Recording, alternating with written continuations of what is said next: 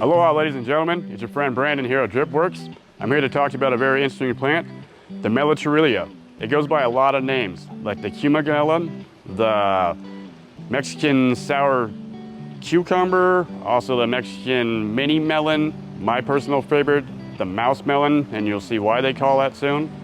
The Cucamelon derives from the English because it has a taste of cucumber and a slight sourness of melon rind, just slightly. It's very delicious.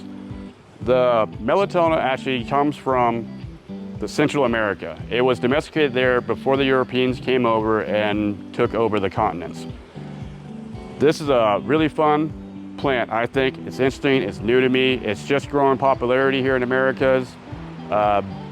Because of that, and there's not so much known about it factually, that they are calling it here the hidden heritage, or the forgotten heritage is what here new growers calling it.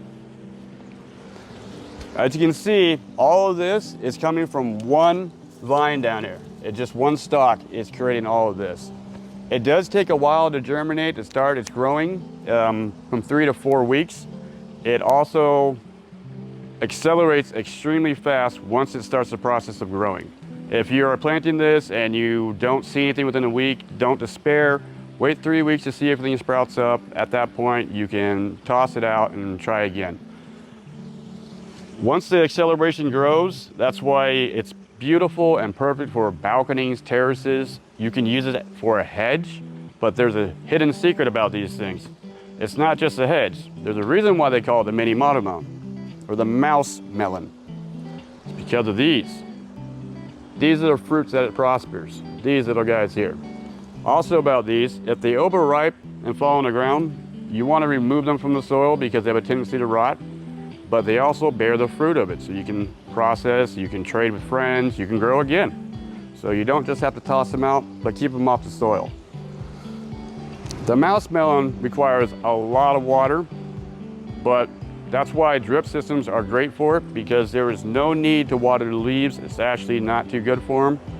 You want to make sure that the soil is moist. Drip line is perfect for that. It keeps it nice and moist all the time, and that keeps that constant water that it needs. It is very similar to cucumbers. It has a lot of the same properties as cucumbers, and some we don't know about yet. Things that it's great for besides salads when they become ripe is canning. I just love these little things. They look like little watermelons, and they taste great. Just wanted to show that out, something we actually have going on here. They grow abundantly, like I said. We have it on a terrace here. People can use it for hedges. They're great for growing over your balconies. They're great for growing down your porches.